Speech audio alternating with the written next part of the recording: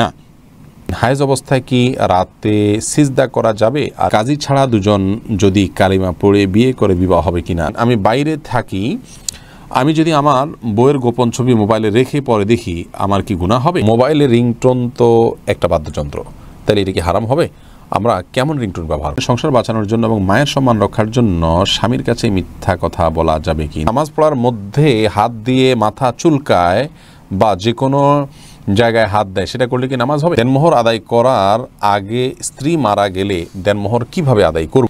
অন্তরে কুচিন্তা আসে এবং আমলের ইয়া আসে, আমাকে পরামর্শ। মেয়েরা হিজাবের উপর সেজদা করলে তা হয় না, এ বিষয়ে আমাকে একটু জানানো উপকৃত। আমি জামাতে নামাজ আদায় করছি বা একাই এক বা দুই রাকাতে ওযু নষ্ট হয়ে গেছে, কিভাবে নামাজ শেষ করব? ওযু করে প্রথম থেকে না ওযু নষ্ট হয়েছে সেখান থেকে?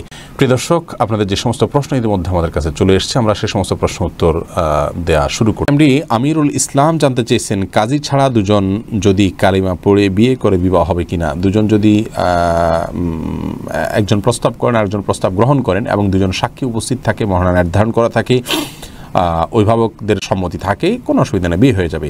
যদিও ছেলেদের, প্রাপ্তবয়স্ক ছেলের জন্য অভিভাবকের সম্মতি কারণ মতো শর্ত নয়, প্রাপ্তবয়স্ক মেয়েদের ব্যাপারে অভিভাবকের সম্মতিকে শর্ত করেছেন অনেক ওলামায়ে কেরাম, যদিও ইমাম আবু হানিফার মাযহাব অনুযায়ী সেটি শর্ত নয়।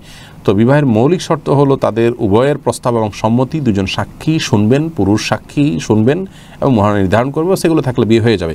কাজী এটা বিয়ের জন্য আবশ্যক নয়, কাজী ছাড়াও বিয়ে হতে পারে। জান্নাতুল নাইম জানতে চেয়েছেন, হায়েজ অবস্থায় কি রাতে সিজদা করা যাবে? আর এই অবস্থায় কি কি আমল করা যায়? বোন, মাসিক অবস্থায় মেয়েরা সিজদা দিবেন না, পাঁচ ওয়াক্ত নামাজ পড়বেন না বা কোনো নামাজ পড়বেন না, কোরআন স্পর্শ করবেন না এবং তওয়াফ করবেন না, এছাড়া রোজা রাখবেন না, স্বামী সহবাস করবেন না, এছাড়া যে কোনো কাজ তারা করছে, দোয়া, দুরুদ, ইস্তেগফার, আল্লাহর কাছে প্রার্থনা, ইসলামী বই পুস্তক পড়ায়, সব কাজগুলো তারা করতে পারবেন, কোনো সমস্যা নেই। আব্দুল মান্নান জানতে চেয়েছেন, আমি বাইরে থাকি, আমি যদি আমার বইয়ের গোপন ছবি মোবাইলে রেখে পরে দেখি, আমার কি গুনাহ হবে? না ভাই, আপনার স্ত্রীর একান্তের বা আপনার একান্ত মুহূর্তের ছবি বা যে কোনো ধরনের ছবি, ভিডিও আপনার কাছে থাকলে সেটা আপনি দেখতে পারেন গোপনে, কোনো অসুবিধা নেই, এতে আপনার কোনো গুনাহ হবে না। তবে মনে রাখতে হবে যে এতে তার প্রাইভেসি যাতে লঙ্ঘন না হয়, অর্থাৎ অন্য কারোর নাগালে যেন এটি চলে না যায়, সেজন্য প্রোফাইল লক দিয়ে বা বিভিন্নভাবে সেটিকে আপনার নিরাপদে সংরক্ষণ করতে হবে। আপনি দেখতে পারেন, কোনো অসুবিধা। ডিএস রোজ এআইডি থেকে আপনি জানতে চেয়েছেন, মোবাইলে রিংটোন তো একটা বাদ্যযন্ত্র, তাহলে এটা কি হারাম হবে?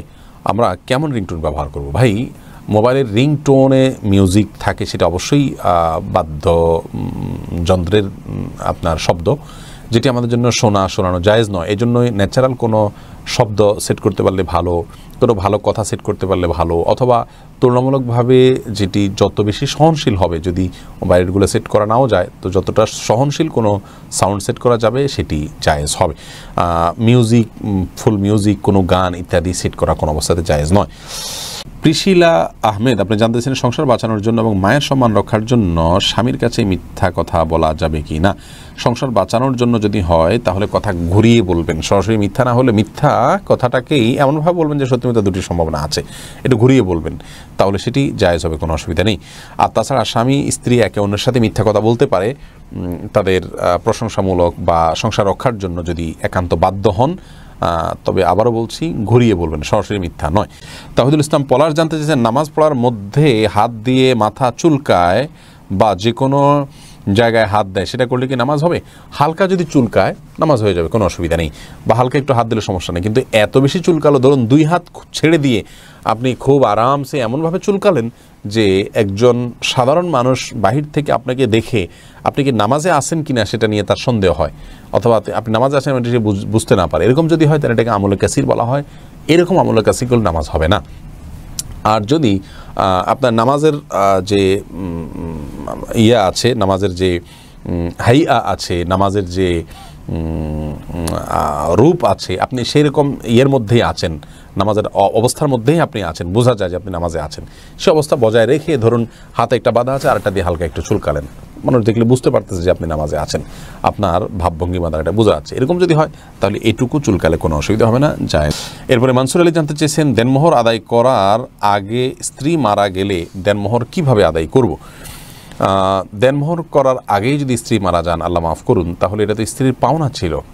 এটি আপনি স্ত্রীর ওয়ারিস যারা, তাদের মধ্যে যার যতটুকু প্রাপ্য আছে সে হারে বন্টন করে দিতে পারেন, অথবা তার পক্ষ থেকে আল্লাহ রাস্তা দান করে দিলেন, যেন সওয়াব তিনি পেয়ে যান। মোহাম্মদ আবদুল্লাহ আল মামুন জানতে চেয়েছেন, অন্তরে কুচিন্তা আসে এবং আমলের ইয়া আসে, আমাকে পরামর্শ দেন প্লিজ। কুচিন্তা এবং খারাপ চিন্তাভাবনা এগুলো দূর করার জন্য বেশ কয়েকটি ভিডিও আমাদের আছে, সেগুলো দেখে নেবেন ইনশাআল্লাহ। আপনি বাজে কোনো চিন্তা আসলে বাম দিকে থুতু ফেলে 3 বার আমানতু বিল্লাহি ওয়া রাসূলিহি এটা পড়বেন।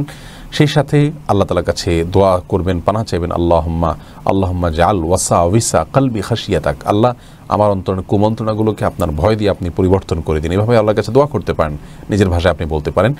সেই সাথে আপনার আল্লাহকে নিয়ে যদি বাজে চিন্তা আসে, তার জন্য আলাদা কিছু পরামর্শ আছে, আমাদের ভিডিওতে দেখে নেবেন।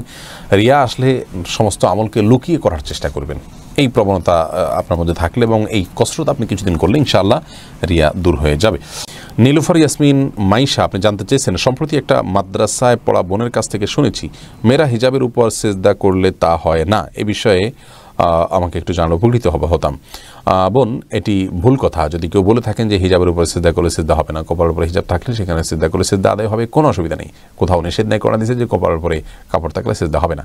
তবে মুখমণ্ডল ঢেকে সিজদা করা উচিত নয় সাধারণ অবস্থায়। যেখানে অন্য কোনো পরপুরুষ নেই সেখানে আপনি মুখমণ্ডল না ঢেকে ওটা খুলে সিজদা করতে হবে।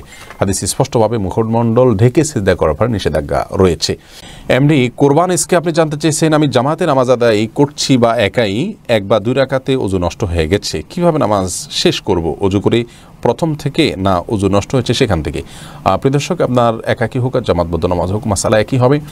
যেই পজিশনে থাকা অবস্থায় আপনার ওযু চলে গেছে ওখান থেকে আপনি চলে যাবেন, যে ওযু করে আবার ওই আপনার আপন জায়গায় ফিরে এসে যে জায়গাতে আপনি স্টপ করেছেন ওখান থেকে আবার নামাজ কন্টিনিউ করবেন। ফর এক্সাম্পল, আপনি 1 রাকাত পড়েছেন, 2য় রাকাতের জন্য দাঁড়িয়েছেন, ওযু চলে গেছে, তাহলে এসে আপনি 2য় রাকাতে দাঁড়ানো থেকে সালাত শুরু করবেন।